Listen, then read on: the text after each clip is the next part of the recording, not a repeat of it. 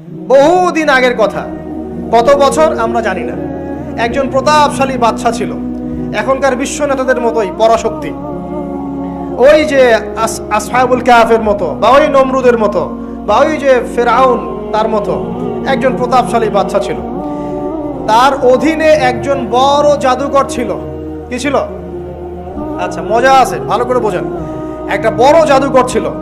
এখনো কিন্তু বহু কান্ট্রি এই জাদুবিদ্যার চর্চা করে, আপনারা জানেন না। ভিতরে ভিতরে জাদুবিদ্যার চর্চা এখনো চলছে। আর এই জাদু সত্য, জাদু সত্য, চোখের বদনজরও সত্য। সায়েন্স বিশ্বাস করুক না করুক, এগুলো সত্য। কারণ কোরআন বলেছে সত্য, ব্যাস সত্য। জিন সত্য নাকি মিথ্যা? ফেরেশতা সত্য না মিথ্যা? কবরের আযাব সত্য না মিথ্যা? এগুলো তো চোখে দেখা যায় না, বিশ্বাস করলেন কিভাবে? এই চোখে দেখা যায় না বিশ্বাস করেছেন বলেই তো আপনি মৌলবাদী। চোখে দেখা যায় না, অহেতুক বিশ্বাস করছেন, অতএব আপনি একজন মৌলবাদী মানুষ। বুঝতে পারছেন তো? এই বিষয়গুলো বিশ্বাস না করলে কি আপনি মুমিন হতে পারবেন? আচ্ছা, কবরের আযাব সত্য না মিথ্যা আমরা বিশ্বাস করেছি, তোমরা মরার পরে বিশ্বাস করো। আমরা মরার আগেই বিশ্বাস করেছি, তোমরা মরার পরে বিশ্বাস করো। তারপর তোমরা পাক্কা মৌলবাদী হয়ে যাবে। যখন মরার পরে যখন কঠিন কবরের আযাব শুরু হবে, দেখবা যে আইনাল ইয়াকিন। ইয়াকিন কয়েক প্রকার হয়। একটা হচ্ছে আপনার আইনাল ইয়াকিন, হাক্কুল ইয়াকিন, এরকম কথা আছে কোরআনে। মানে আইনাল ইয়াকিন মানে যে চোখে দেখলাম এবার বিশ্বাস করব। রব্বানা আবসারনা ওয়া সামি'না ফারজি'না না'মাল সালিহান ইন্না মুকিনুন। আছে না সূরা আলিফ লাম মিম সিজদায় হাফেজে কোরআন যারা আছেন, আল্লাহর সামনে জাহান্নামীরা বলবে, রব্বানা, হে আমাদের রব, আবসারনা, এই যে দেখলাম, তোমার আযাব দেখেছি আমরা, এখন পরকালের কথা। ওয়া সামি'না, এই যে শুনতে পাচ্ছি এখন আযাব। ফারজি'না, আমাদেরকে ফিরিয়ে দিন। কোথায় ফিরিয়ে দিবে? দুনিয়ায়। না'মাল সালিহান, আমরা সৎ কাজ করব। ইন্না মুকিনুন, আমাদের ইয়াকিন হয়ে গেছে। তার মানে সবাই বিশ্বাস করবে একদিন না একদিন, তাই তো? এই ঈসা ইবনে মারইয়ামকে যে মানুষ বলছে ক্রুসিফাইড, তাকে ক্রুসিফাইড করা হয়েছে, তিনি মারা গেছেন, নাউজুবিল্লাহ, বলা হচ্ছে না? আচ্ছা, ঈসা ইবনে মারইয়াম যখন নেমে আসবেন সবাই বিশ্বাস করবে না? সূরা মাইদায় এই জন্যই বলা হচ্ছে যে ঈসা ইবনে মারইয়ামকে যখন পাঠানো হবে, একজন আহলে কিতাব বাকি থাকবে না যে তার প্রতি ঈমান নিয়ে আনবে না। এমন একজন মানুষ তখন খুঁজে পাওয়া যাবে না যে তার প্রতি ঈমান আনবে না আহলে কিতাবদের মধ্যে। ঈসা ইবনে মারইয়ামকে ক্রুসিফিকশন করা হয় নাই। ঈসা ইবনে মারইয়ামকে আল্লাহ রাব্বুল আলামিন তার কাছে উঠিয়ে নিয়েছেন। আর যে আল্লাহ পুরো মহাবিশ্ব চালাতে পারেন, সে একজন মানুষকে উঠাতেই পারেন। এটার এমন কি বিষয় যে আল্লাহ রাব্বুল আলামিন আপনার দেহের মধ্যে রূহ রেখে দিয়েছেন, যার হুকুমে বের হয়ে চলে যাবে, সে আল্লাহ রাব্বুল আলামিন রাসূল সাল্লাল্লাহু আলাইহি ওয়াসাল্লামকে মেরাজে উঠিয়েও নিতে পারেন। সিম্পল। এটা অবিশ্বাস করার কি আছে? আসুন সামনে যাই। এখানে যে বিষয়টা, যে বহুদিন আগে এরকম প্রতাপশালী বাদশার অধীনে একজন জাদুকর ছিল। এই জাদুকরের যখন বয়সটা বুড়ো হয়ে গেল, তখন সে তার ওই বাদশাকে বলছে যে আমার তো বয়স শেষ, আমার এই বিশাল জ্ঞানগুলো কি করব? আমাকে একজন বালক এনে দিন, যেই বালককে আমি এসব জাদুবিদ্যা শিখিয়ে দিব। যেরকম ছোট বাচ্চাদের মধ্যে একজন। তো এরকম একটা ফুটফুটে সুন্দর বাচ্চাকে খুঁজে বের করা হলো, যে বাচ্চাটা বিচক্ষণ। একে নিয়ে আসা হলো জাদুকরের কাছে। এবার জাদুকর তাকে জ্ঞান শিখায়, জাদু শিখায়। জাদু শিখাতে শিখাতে শিখাতে শিখাতে সে একটু পরিণত হচ্ছে, মানে কৈশোরে পদার্পণ করল। এখন সে যখন জাদু শিখতে আসে, আসার পথে রাস্তায় দেখে একজন পাদ্রী আছে। পাদ্রী মানে কি? পাদ্রী মানে দরবেশ, মানে যে আল্লাহ বিশ্বাস করে, হয়তো আগেকার আসমানি কিতাবে সে বিশ্বাস করত। এমন একজন পাদ্রীর সন্ধান সে পায়। সে ওই পাদ্রীর কাছে গিয়ে বসে। সেই পাদ্রী তাকে আসমানি কিতাবের যে মর্ম, যে বাণী, এগুলো শোনায়। তার কাছে খুব ভালো লাগে যে মাশাআল্লাহ, এটা ঈমানের স্বাদ। যখন কোরআন শুনি আমাদের ভালো লাগে না? আসমানি কিতাব যখন শুনে তার কাছে ভালো লাগে। সে বলে যে আমি এটা শিখতে চাই। তখন এই পাদ্রী তাকে বলে, তুমি তো জাদু শিখতে যাও এই বাদশার দরবেশের কাছে, বাদশার জাদুকরের কাছে।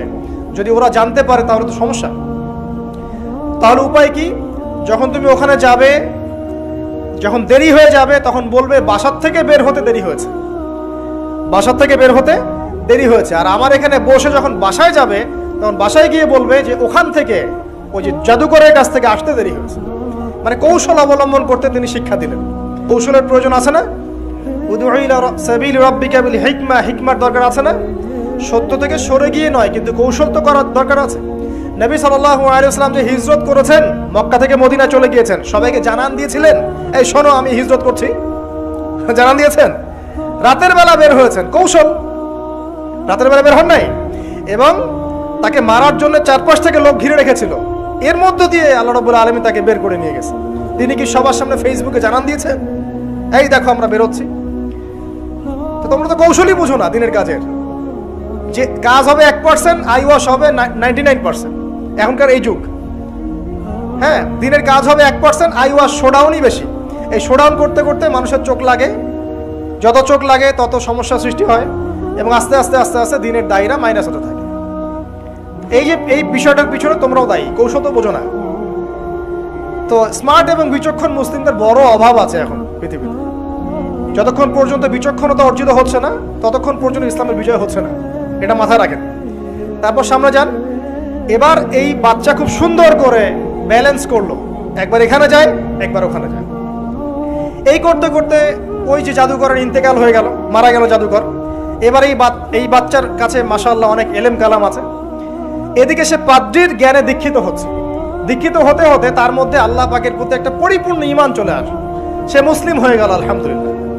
তো মুসলিম হওয়ার পরে একদিন সে যখন বাদশার কাছে যাচ্ছে, রাস্তায় একটা বিশাল জন্তু দেখা যাচ্ছে। বিশাল জন্তু, কিরকম জন্তু আমরা জানি না। ঠিক আছে, দাব্বাতুল আরদ সামনে বের হবে। কিয়ামতের 10টা নিদর্শন আছে বড় বড়, তার মধ্যে একটা হচ্ছে দাব্বাতুল আরদ, জমিন থেকে ফুড়ে একটা প্রাণী বের হবে। আর এখন মানুষ এগুলো বিশ্বাস করবে না আমি জানি, 2 দিন পর নাসা যখন বলবে তখন বিশ্বাস করবে। কথা কি বুঝতে পারছেন? তবে প্রাণী এই পৃথিবীর নিচে আছে। রাসূল সাল্লাল্লাহু আলাইহি ওয়াসাল্লাম বলছেন 10টা আলামত না আসা পর্যন্ত কিয়ামত হবেই না। তার মধ্যে একটা হচ্ছে দাব্বাতুল আরদ, জমিন থেকে একটা প্রাণী বের হবে। এবং এই প্রাণী শুধু বেরই হবে না, মানুষের সাথে কথাবার্তা বলবে। এবার মানুষের সাথে কথা বলবে প্রাণী। বিশ্বাস করছেন? এখন বিশ্বাস করছেন না জানি, কিন্তু প্রাণী মানুষের সাথে কথা বলবে। আল্লাহ পাক বলাতে পারেন না? পারেন। আচ্ছা সামনে যান। ওই প্রাণী যখন দাঁড়িয়ে আছে রাস্তায়, এখন এই বালক বলছে আজকে আমি প্রমাণ করে নিব যে আল্লাহর আনুগত্যশীল ওই পাদ্রী সঠিক নাকি ওই জাদুকর সঠিক।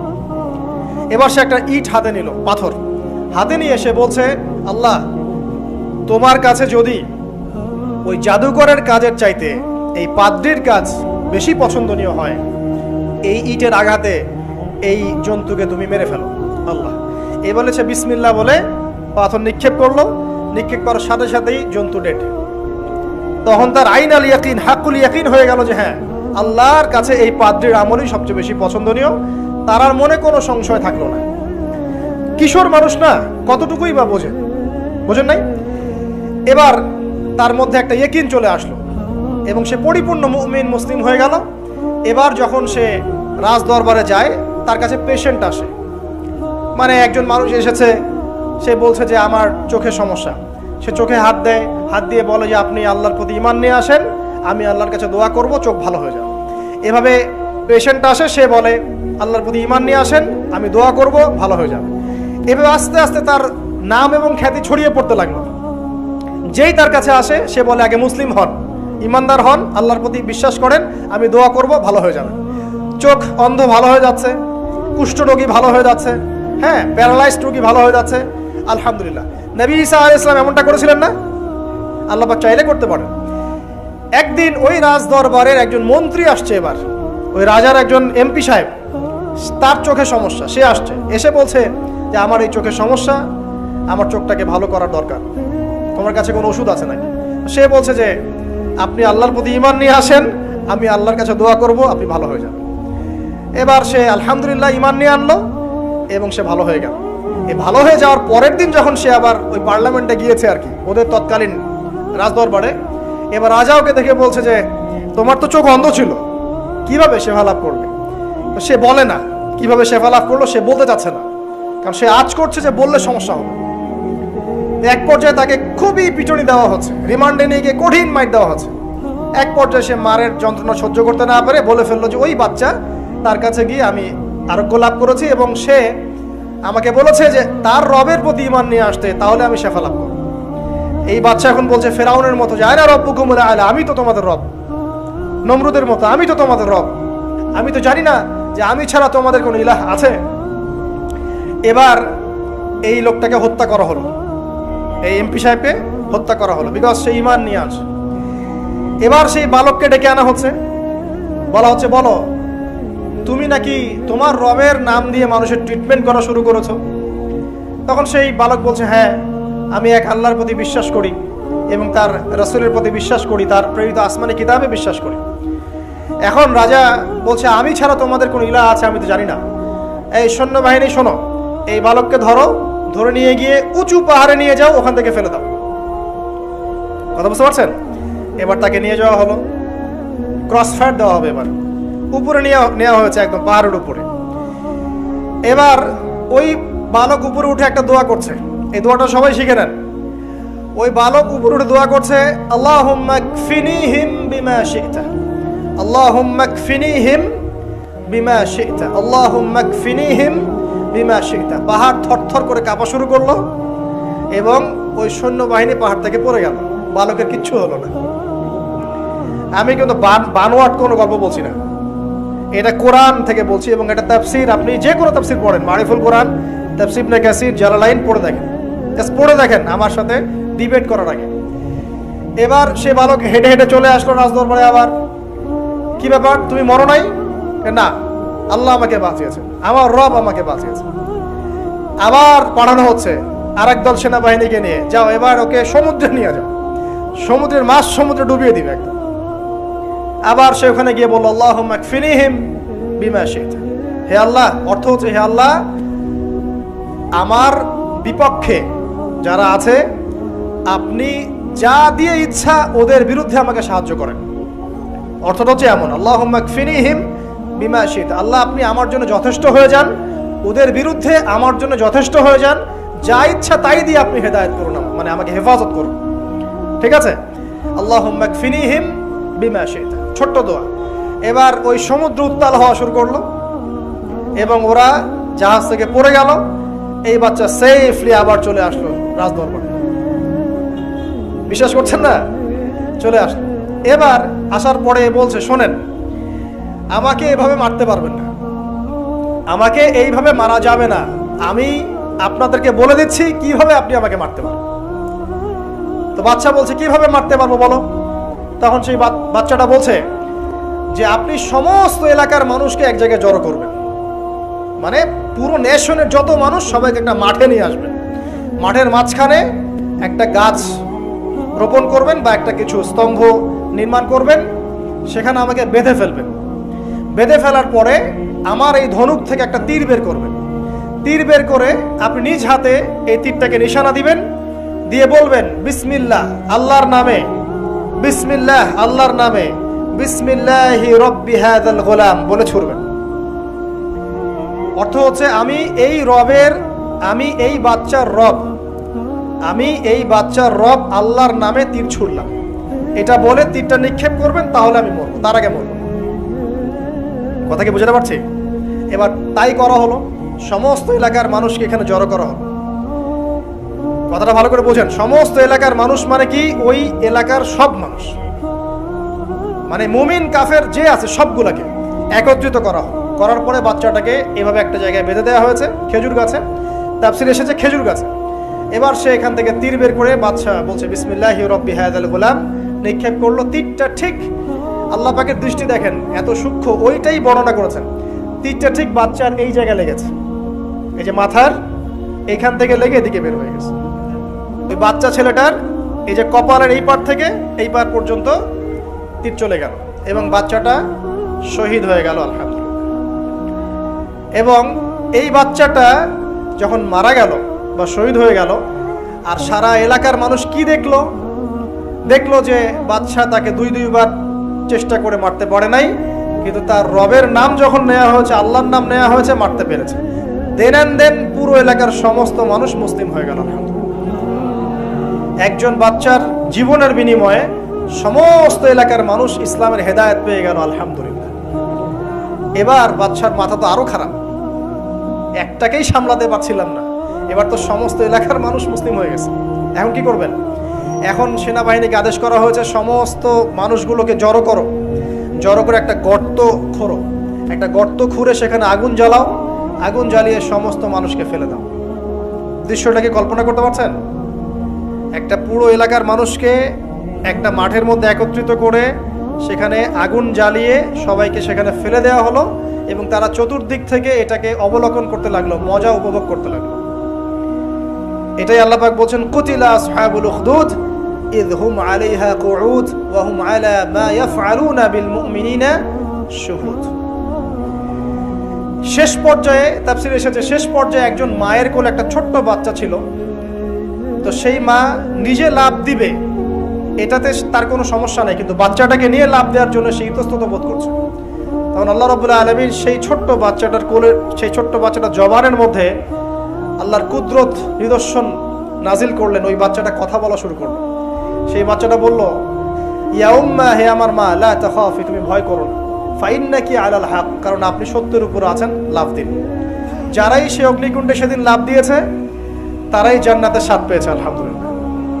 এই হলো আসহাবুল উখদুদের ঘটনা, যেটা আল্লাহ রাব্বুল আলামিন সূরা বুরুজের মধ্যে বলেছেন। এখানে একটাই শিক্ষণীয় বিষয়, ঈমান এর শক্তি। একজন ছোট্ট বালকের মধ্য দিয়ে কিভাবে আল্লাহ রাব্বুল আলামিন পুরো নেশনকে হেদায়েত করতে পারেন, এবং আল্লাহ রাব্বুল আলামিন সমস্ত পরিকল্পনার উপরে মহা পরিকল্পনাকারী, এবং আল্লাহ সুবহানাহু ওয়া তাআলা তাদেরকে চিরস্মরণীয় করে রেখেছেন কোরআনের পাতায়। কিয়ামত পর্যন্ত মানুষ এই ঘটনা পড়বে, তাদের থেকে শিক্ষা গ্রহণ করবে না? আল্লাহ রাব্বুল আলামিন সবচেয়ে বেশি স্মার্ট না আমরা সবচেয়ে বেশি স্মার্ট? এরপরে আল্লাহ রাব্বুল আলামিন বলছেন যে তারা ঈমান আনা ছাড়া অন্য কোনো অপরাধ করে নাই। এই মুমিন যারা ছিল, আগুনে লাফ দিয়েছে, এদের কি কোনো অপরাধ ছিল? এদের কোনো অপরাধ ছিল? কি অপরাধ ছিল? তারা শুধুমাত্র কি ছিল? মুমিন ছিল। ঈমান আনার ফলে তাদের এই পরিণতি হয়েছে। তাদেরকে অগ্নিকুণ্ডে লাফ দিতে তারা বাধ্য হয়েছে। যারা দিয়েছে তারা কি জান্নাতি না জাহান্নামী? জান্নাতি। ওই যে বালক যে একা দৃষ্টান্ত স্থাপন করে গেল এবং পুরো নেশনকে হেদায়েত দিয়ে গেল, এই বালক সফল না ব্যর্থ? আল্লাহ রাব্বুল আলামিন যদি চান তাহলে এরকম একজন দুইজন মানুষকে দিয়েও পুরো নেশনকে হেদায়েত করাতে পারেন। এবং যেটা হয়ে গেছে আগে সেটা এই যুগেও সম্ভব। সম্ভব না? শুধু সম্ভবই না, বরং আপনাদের চোখের সামনে এটা হয়েছেও, কিন্তু আপনারা সেটা বুঝতে পারেন নাই। আপনাদের চোখের সামনে যুগের পর যুগ এমন ঘটনা ঘটেছেও, কিন্তু আপনারা হয়তো বুঝতে পারেন নাই, ধরতে পারেন নাই। আল্লাহ রাব্বুল আলামিন এমন মানুষদেরকে দিয়ে পুরো নেশনকে হেদায়েত করেন। কিছু মানুষকে আল্লাহ পাক পরীক্ষায় ফেলেন, তাদের মধ্য দিয়ে আল্লাহ পুরো নেশনকে হেদায়েত করতে পারেন। আলহামদুলিল্লাহ। আসহাবুল উখদুদের এই বাচ্চার মধ্যে আমাদের সবার জন্য নিদর্শন আছে। আল্লাহ পাক আমাদের সবাইকে প্রকৃত ঈমানদার হওয়ার তৌফিক দান করুন, বেশি বেশি আমলে সালেহ করার তৌফিক দান করুন, ঈমানের উপর দৃঢ় থাকার তৌফিক এনায়েত করুন, এবং দৃষ্টান্ত স্থাপন করার তৌফিক দান করুন, এবং যে কোনো রকম দৃশ্য অদৃশ্যের বিপদ আপদ বালা মুসিবতের বিপক্ষে আল্লাহ পাকই যেন যথেষ্ট হয়ে যান। আমিন।